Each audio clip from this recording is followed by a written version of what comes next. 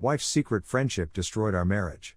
I found out she was having an affair with her coworker who had a history of workplace affairs and was still married to someone else while lying about everything. My 31M marriage with Cecilia, 29F, has always worked well because we balance each other out. I prefer staying home and reading or watching movies. She likes going out with friends and attending social events. We never had major fights before this situation started. She handles most of the social planning for our family and I take care of the finances and household repairs. We split childcare duties pretty evenly and both of us are hands-on parents. We have been married for 5 years and together for 8 years total. We have twin daughters who are 3 years old. I work in accounting and she works in marketing at a mid-size company downtown. About 8 months ago, Cecilia's company hired a new marketing director named Joshua, 33M. She mentioned him a few times during our regular dinner conversations about work. She said he had good ideas and was helping restructure their department. I met him briefly at the company holiday party in December. He seemed friendly enough and made conversation easily with everyone at our table. Cecilia introduced me as her husband and we talked about sports for a few minutes. In January, things started changing. Cecilia began mentioning Joshua more often. She would tell me about projects they were working on together and how he was teaching her new marketing strategies. She said he had experience from working at larger companies and was sharing his knowledge with the team. I thought it was good that she had someone helping her grow professionally. Around February, Joshua went through a separation from his wife. Cecilia told me his wife had moved out and they were heading toward divorce. She said he was having a hard time and that several people from work were trying to support him through it. She started getting text messages from him in the evenings, usually around 8 or 9 o'clock. When I asked about them, she said he was just venting about his divorce proceedings and needed someone to listen. The text messages became more frequent over the next few weeks. Cecilia would step into the kitchen or go upstairs to take his calls. When I asked why she needed privacy, she said he was sharing personal details about his marriage and divorce that he wouldn't want everyone to hear. She said it would be awkward if I overheard since I had only met him once. This made sense to me at the time. In March, the calls started happening during our family time. One Saturday evening, we had planned to watch a movie together after putting the girls to bed. We had picked out a film and made popcorn. Around 8:30, Joshua called. Cecilia took the phone and went out to the back deck. I could see her through the sliding door, pacing back and forth and gesturing with her free hand. She stayed outside for almost 45 minutes. When she came back inside, she said Joshua had been having a panic attack about a court hearing scheduled for the following week. She said she felt terrible for him because he didn't have family nearby and his friends from his old city were too far away to help. She went straight upstairs and said she had a headache from the stressful conversation. I ended up watching the movie alone and went to bed around 11. She was already asleep. This pattern continued for several weeks. Joshua would call during dinner, while we were getting the girls ready for bed, or when we were trying to have conversations. Cecilia always took the calls and always went to another room. She started keeping her phone face down on the table during meals, which she had never done before. When I mentioned that his calls seemed to come at inconvenient times, she said he was going through the worst period of his life and needed support from his friends. The situation escalated in early April. Cecilia told me on a Thursday that she was meeting some coworkers for lunch on Saturday. She mentioned that Joshua, Jennifer from accounting, and David from sales were all going to try a new restaurant downtown. She said they had been planning it for a while and wanted to go somewhere none of them had been before. I offered to watch the girls so she could have a nice time with her work friends. Saturday morning came and she left around 11:30, saying the lunch reservation was for noon. She said she would probably be back around 2 or 3 o'clock since they all had weekend plans with their families. I spent the afternoon with our daughters at the park and we came home around 4 o'clock. Cecilia's car was not in the driveway. She got home at 6:15. When I asked about the lunch, she was vague about the details. She said they had gone to a place called Murphy's and that the food was okay but nothing special. When I asked what she had ordered, she paused for a few seconds before saying she had gotten a sandwich. She went upstairs to shower without giving me the usual detailed recap she normally provided after social outings. The next week, I ran into David from her office at the grocery store. We had met at a few company events over the years. I mentioned that Cecilia had enjoyed lunch with him and the others the previous Saturday. David looked confused and said he hadn't gone to lunch with anyone from work recently. He said he had been at his son's baseball game on Saturday afternoon. I didn't know what to say, so I just nodded and changed the subject. When I got home, I waited until the girls were in bed and then asked Cecilia about David's comment. She initially said David must have forgotten about the lunch plans. When I pressed her and said David seemed certain he hadn't been there, she got defensive. She said maybe David was covering for something else he had been doing instead of joining them for lunch. I pointed out that this didn't make sense since David had no reason to lie to me about his whereabouts. After several minutes of back and forth, Cecilia admitted that the lunch had ended up being just her and Joshua. She said Jennifer had canceled the night before due to a family obligation and David had canceled that morning because of his son's game. She said she and Joshua decided to go ahead with their plans since they had already made the reservation. I asked why she hadn't told me the truth from the beginning. She said she knew I would make a big deal out of it and didn't want to deal with my reaction. She said it was just lunch between coworkers and there was nothing inappropriate about it. When I pointed out that she had deliberately lied to me, she said she hadn't lied, she had just left out the detail about the others canceling. This led to our first real argument about Joshua. I told her that lying by omission was still lying and that I was uncomfortable with her spending one-on-one time with someone who was calling her constantly and sharing intimate details about his personal life. She said I was being controlling and paranoid. She asked if I expected her to avoid all male coworkers and never have professional relationships with men. I explained that my concern wasn't about her having male coworkers or friends. My concern was about the secretive phone calls, the lies about social outings, and the way Joshua seemed to be taking up an increasing amount of her time and emotional energy. I said it felt like she was in some kind of relationship with him that went beyond normal workplace friendship. Cecilia became very angry at this point. She said I was accusing her of having an affair without any evidence. She said Joshua was going through a difficult time and she was just being a good friend and colleague. She said my insecurity was making me see problems where none existed. She went to bed without resolving the argument and barely spoke to me for the next 2 days.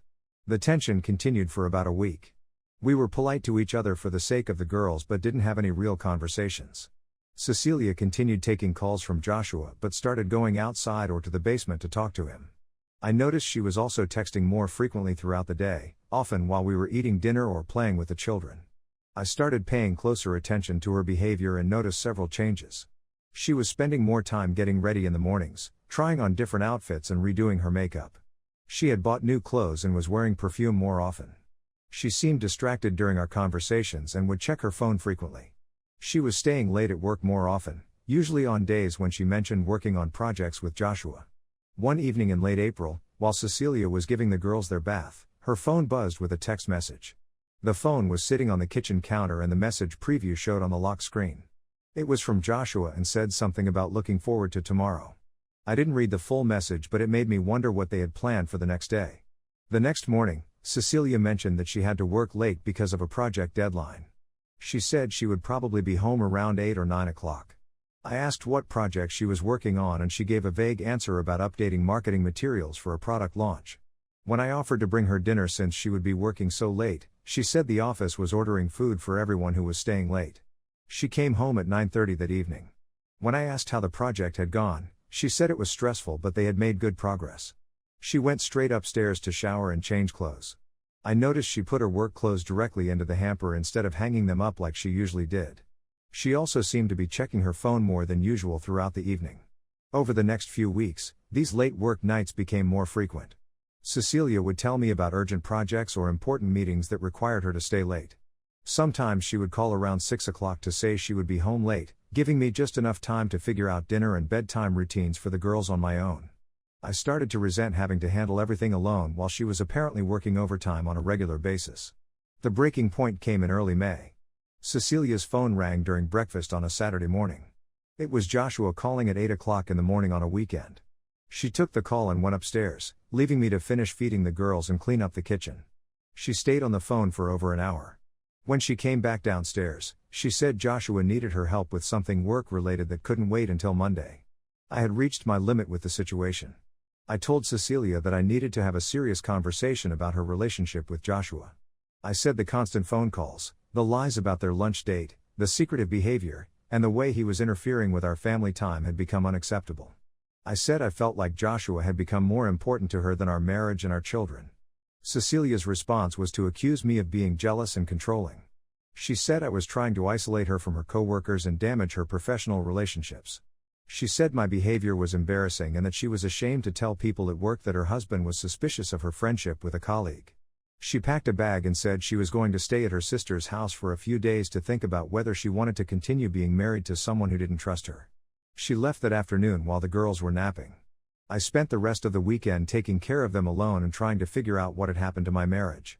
Cecilia sent a few text messages about logistics like picking up clothes or checking on the girls, but she didn't come home or suggest meeting to talk about our problems. Update 1: I wanted to update everyone on what happened after my original post.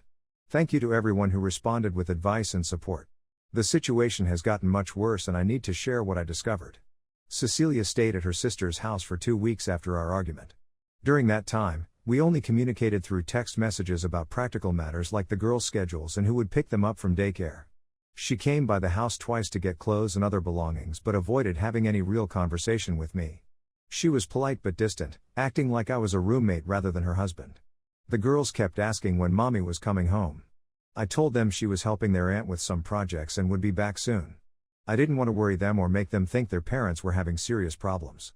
They seemed to accept this explanation, but I could tell they missed having her around for bedtime stories and morning routines. After about 10 days of this standoff, I decided to reach out to Cecilia's sister Linda, 26F, to see if she could provide any insight into what Cecilia was thinking.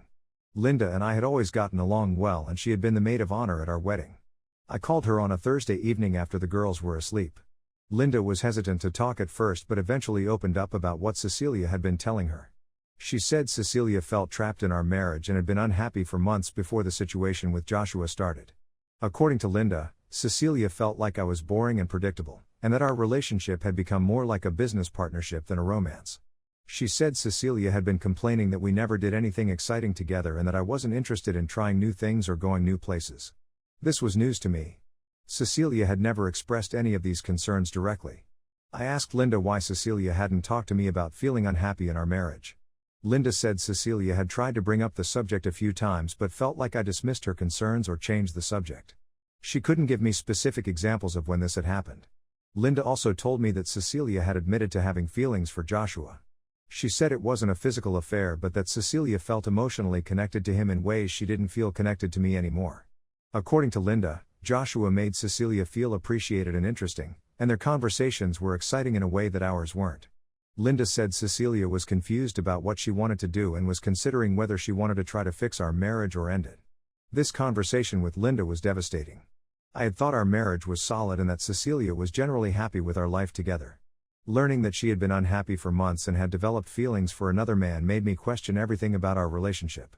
I also couldn't understand why she hadn't tried to address these issues with me before turning to Joshua for emotional support. I decided to ask Cecilia to meet in person to discuss our situation. I sent her a text message asking if we could talk face to face about our marriage and our future. She agreed to meet at the house on Saturday afternoon while the girls were at my parents' house for a visit. Cecilia arrived at 2 o'clock and we sat in the living room to talk. She looked tired and had clearly been crying recently. I started by telling her what Linda had shared with me about her feelings. I asked if it was true that she had been unhappy in our marriage and if she had developed romantic feelings for Joshua. Cecilia was quiet for a long time before answering. She said she had been feeling disconnected from me for several months but hadn't known how to bring it up. She said our conversations had become routine and predictable, and that she missed feeling excited about spending time together. She said when Joshua started calling and texting her, she enjoyed having someone who seemed genuinely interested in her thoughts and opinions. When I asked about the nature of her relationship with Joshua, she admitted that it had become more than just friendship. She said they had kissed on 2 occasions, once after the lunch date I mentioned in my original post, and once during one of the late work nights she had told me about. She said it hadn't gone beyond kissing but that she had strong feelings for him and looked forward to their conversations and time together. I asked if she wanted to end our marriage to be with Joshua. She said she didn't know what she wanted. She said she loved me and loved our family but that her feelings for Joshua had shown her that something was missing in our relationship. She said she wasn't sure if we could fix what was broken between us or if it would be better for everyone if we separated. This conversation lasted for almost 3 hours. By the end, we hadn't resolved anything concrete but had at least gotten the truth out in the open. Cecilia said she needed more time to think about what she wanted to do. I told her I was willing to work on our marriage if she was committed to ending her relationship with Joshua and focusing on us. She said she couldn't promise to cut off contact with Joshua since they worked together, but that she would think about what I had said. She went back to her sister's house that evening. Over the next week, we had several phone conversations about practical matters and about our relationship. Cecilia seemed genuinely torn between trying to repair our marriage and pursuing her feelings for Joshua. She kept saying she needed more time to figure out what she wanted. During this same week, I started noticing some concerning things about our finances. Cecilia had always handled most of our banking and bill paying, but since she wasn't living at home, I had taken over these responsibilities. When I logged into our joint checking account, I saw several charges I didn't recognize. There were restaurant bills from places we had never been together, purchases from stores I knew Cecilia didn't usually shop at, and gas station charges from locations across town where neither of us normally went. I also noticed that Cecilia had been using our joint credit card more frequently than usual over the past few months.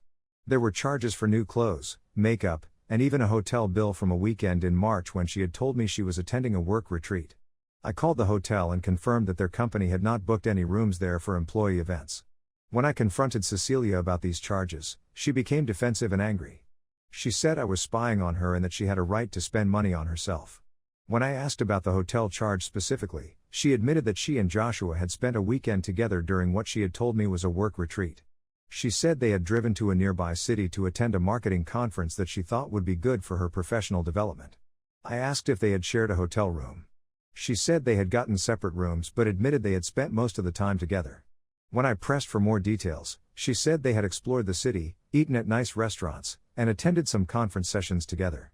She said it was the first time in months that she had felt truly happy and relaxed. This revelation was the final straw for me. The emotional affair, the kissing, and now learning that they had taken a romantic weekend trip together while lying to me about it, made it clear that Cecilia had checked out of our marriage completely. I told her that I wanted her to move out permanently and that I would be consulting with a lawyer about divorce proceedings. Cecilia started crying and said she hadn't meant for things to go this far. She said she had gotten caught up in the excitement of having someone new pay attention to her and had made bad decisions. She asked if we could try marriage counseling or if there was anything she could do to fix the situation. I asked if she was willing to quit her job to avoid continued contact with Joshua. She said that wasn't realistic since she needed to work and couldn't afford to be unemployed.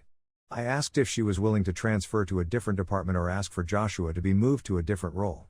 She said that would be awkward and might damage her professional reputation. I realized that Cecilia wanted to have both relationships. She wanted to stay married to me for stability and family reasons, but also wanted to continue her relationship with Joshua for excitement and romance. This wasn't acceptable to me. I told her she needed to choose one or the other, and that I wouldn't remain married to someone who was maintaining a romantic relationship with another person. Cecilia said she understood my position but asked for more time to make her decision. I told her she had until the end of the week to decide what she wanted to do. If she chose to end things with Joshua and commit fully to repairing our marriage, we could start working on our problems together. If she wasn't willing to do that, I would proceed with divorce paperwork. She left that evening without giving me an answer. I haven't heard from her since except for brief text messages about picking up the girls from daycare. The week is almost over and I'm preparing myself for the possibility that my marriage is over. Update 2: A lot has happened since my last update and I wanted to share the latest developments. The situation has taken some turns that I didn't expect and I'm dealing with consequences I never saw coming. Cecilia never gave me a clear answer about choosing between Joshua and our marriage. When the week deadline I had given her passed, she sent me a text message saying she needed more time and that pressuring her to make a quick decision wasn't fair. I took this as her answer and contacted a divorce attorney the following Monday. The lawyer I consulted with was experienced in family law and gave me a realistic picture of what divorce proceedings would look like. Since we have young children and joint assets, the process would take several months even if Cecilia cooperated fully. He advised me to start documenting everything related to Cecilia's affair and our separation to protect my interests in custody arrangements and property division. I filed for divorce 3 weeks after my last update. Cecilia was served with papers at her sister's house. She called me that evening, crying and asking if this was really what I wanted. I told her that her actions had made the decision for both of us. She said she had hoped we could work things out but understood why I felt I had no other choice. The divorce proceedings started smoothly. Cecilia hired her own attorney and we began working through the details of asset division and custody arrangements. Since I had been the primary breadwinner and Cecilia had been handling more of the day-to-day childcare, we initially discussed a schedule where the girls would spend weekdays with her and weekends with me. We also started the process of dividing our savings accounts, determining who would keep the house, and splitting other shared property. During this process, I learned more details about Cecilia's relationship with Joshua that made me realize the situation had been even worse than I initially thought. Through bank records and credit card statements, I discovered that their weekend trip in March was not their first time traveling together. There had been at least 2 other occasions where Cecilia had told me she was attending work events or visiting friends, but had actually been with Joshua. I also found out that Joshua had been calling and texting Cecilia much more frequently than she had admitted. When I looked at our phone bill, I saw that they were communicating dozens of times per day, including calls that lasted over an hour. Some of these calls happened very late at night or early in the morning, during times when Cecilia was supposedly sleeping next to me. The most upsetting discovery was that Cecilia had been bringing Joshua around our daughters without telling me.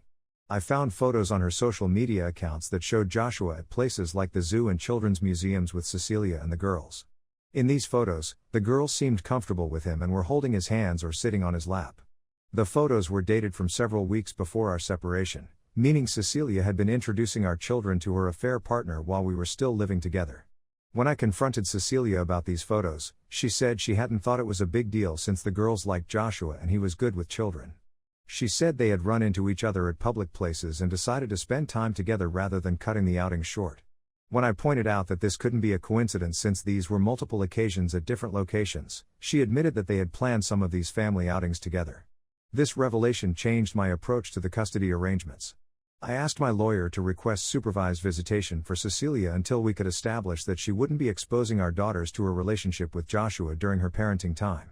Cecilia's attorney fought this request, arguing that there was no evidence Joshua posed any danger to the children. The custody dispute became more contentious than either of us had expected. Cecilia accused me of trying to punish her by limiting her access to the girls. I argued that her judgment about appropriate boundaries with the children had been compromised by her affair and that I needed assurance she would prioritize their well-being over her relationship with Joshua. While we were dealing with these legal issues, I started hearing rumors about Cecilia and Joshua from people who knew us. A neighbor mentioned seeing them together at a restaurant across town. A mutual friend asked me if Cecilia and I were having problems because she had been seen holding hands with a man at a local park. These reports made it clear that their relationship was becoming public knowledge in our community. The most embarrassing incident happened when I took the girls to their preschool for a parent event. Several other parents approached me to ask if everything was okay with my marriage. One mother told me that her daughter had mentioned seeing the girls with their mommy and her boyfriend at a playground. Another parent said they had heard from someone at Cecilia's work that she was dating a coworker while going through a divorce. These conversations were humiliating and made me realize that Cecilia and Joshua weren't being discreet about their relationship. I worried about how this public knowledge of the affair would affect our daughters as they got older and started understanding what had happened to their parents' marriage. Around this same time, I received some unexpected information about Joshua that put the entire situation in a different perspective. A friend of mine who works in corporate security mentioned that he had heard Joshua's name in connection with some workplace issues. When I asked for more details, he said there had been complaints about Joshua at his previous job related to inappropriate relationships with female colleagues. My friend couldn't give me specifics because of confidentiality issues, but he suggested I might want to look into Joshua's employment history. I hired a private investigator to do some background research. What the investigator found was disturbing. Joshua had been fired from his previous job for having an affair with a married coworker that created a hostile work environment for other employees. The woman he had been involved with had also gone through a divorce as a result of their relationship. Before that, he had been asked to leave another company due to similar issues with maintaining appropriate professional boundaries. The investigator also discovered that Joshua was not actually divorced as he had told Cecilia. His wife had filed for separation, but they were still legally married and attempting reconciliation. The court documents showed that his wife had cited adultery as one of the reasons for their marital problems. When I shared this information with Cecilia, she initially didn't believe it. She said Joshua had told her his divorce was final and that his ex-wife had moved to another state. When I showed her the investigator's report with court documents and employment records, she became quiet and said she needed to verify the information herself. A few days later, Cecilia called me and admitted that she had confronted Joshua about what I had discovered. He had acknowledged that some of the information was true but claimed he had lied to her because he was embarrassed about his past mistakes. He told her that his marriage was definitely over and that he and Cecilia had a real relationship that was different from his previous affairs. Cecilia said she was confused and didn't know what to believe. She asked if I thought she should end her relationship with Joshua based on what we had learned about his history. I told her that was her decision to make, but that I wouldn't be changing my mind about the divorce regardless of what she chose to do about Joshua. The revelation about Joshua's pattern of workplace affairs and his ongoing marriage seemed to shake Cecilia's confidence in their relationship. She became less resistant to the custody arrangements and more cooperative with the divorce proceedings. She also agreed to keep Joshua away from our daughters until the divorce was finalized and custody schedules were established. However, this period of cooperation didn't last long. Within 2 weeks, Cecilia was back to defending Joshua and their relationship. She said she had talked to his estranged wife and confirmed that their marriage was over in everything but paperwork. She said the issues at his previous jobs had been exaggerated and that people were trying to make him look bad because they were jealous of his success. I realized that Cecilia was choosing to believe Joshua's version of events despite the evidence I had provided. This made it clear that she was too emotionally invested in their relationship to make rational decisions about what was best for herself or our children. I stopped trying to convince her to see the situation differently and focused on protecting my own interests and those of our daughters through the legal process. Update 3: I wanted to provide a final update on how everything resolved and where things stand now. The divorce process took longer than expected and there were some additional developments that affected the final outcome. The divorce was finalized 2 months ago. Cecilia and I now have joint custody of the girls with a schedule where they spend alternating weeks with each parent.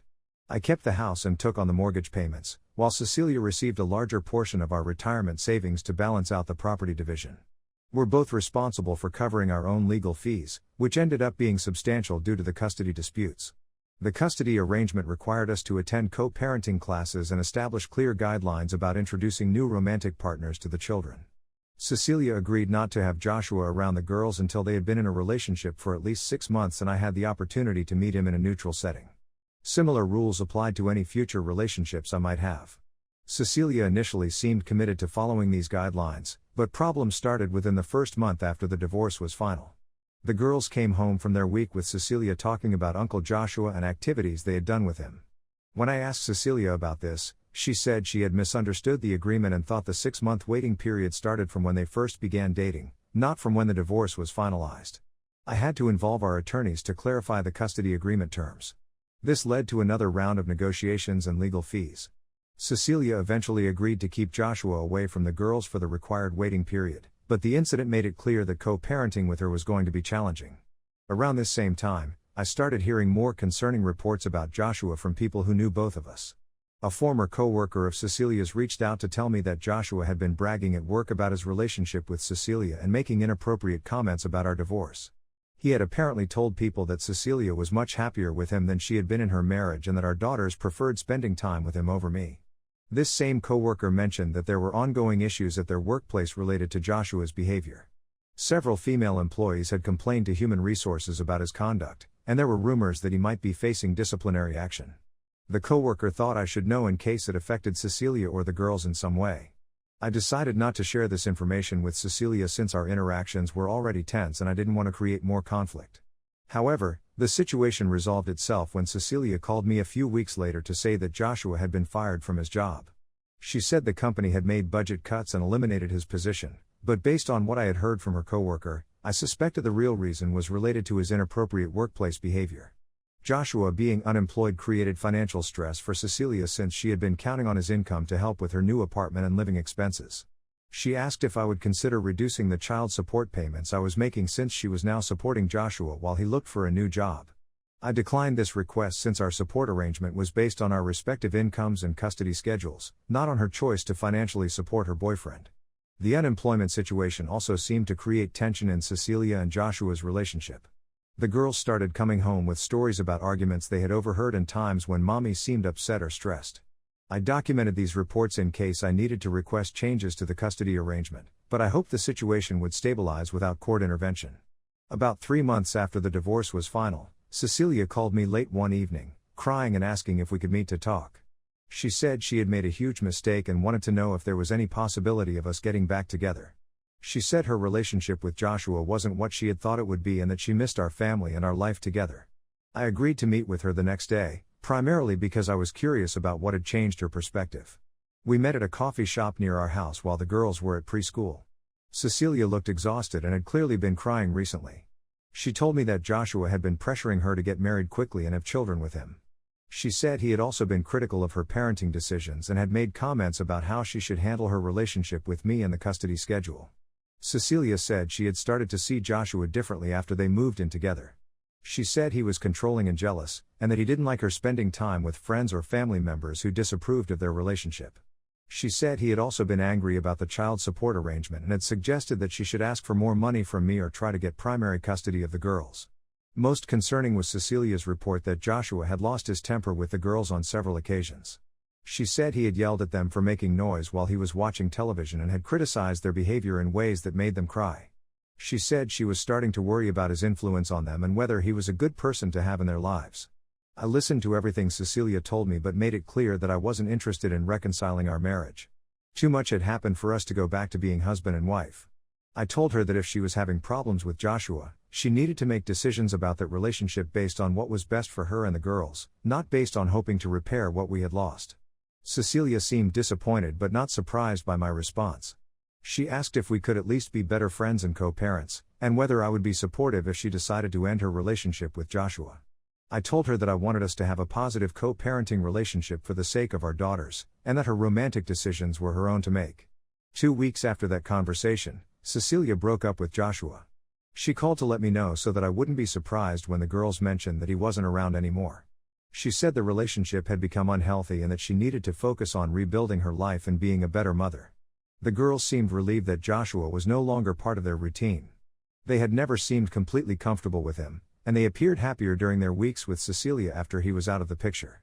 Cecilia also seemed more relaxed and better able to focus on parenting responsibilities without the distraction and stress of managing a difficult relationship. Since then, our co-parenting relationship has improved significantly. We're able to communicate about the girls' needs and schedules without the tension and conflict that characterized our interactions while she was with Joshua. Cecilia has acknowledged that her affair and the way she handled our marriage problems caused lasting damage to our relationship, but she's been making efforts to be a responsible co-parent and to prioritize the girls' well-being. I'm now focused on building a new life as a single parent and establishing routines that work for me and the girls during our time together. The divorce was painful and the process of getting here was more difficult than I expected, but I'm relieved to be out of a marriage where trust had been completely broken. The girls are adjusting well to our new arrangement and seem happy in both homes. I have no plans to pursue romantic relationships in the near future. My priority is being a good father and creating stability for my daughters during this transition period. Cecilia and I will always be connected because of the girls, but our romantic relationship is definitively over. I've learned to accept that some things can't be repaired once they're broken, and that sometimes the best outcome is to build something new rather than trying to fix what's been damaged beyond repair.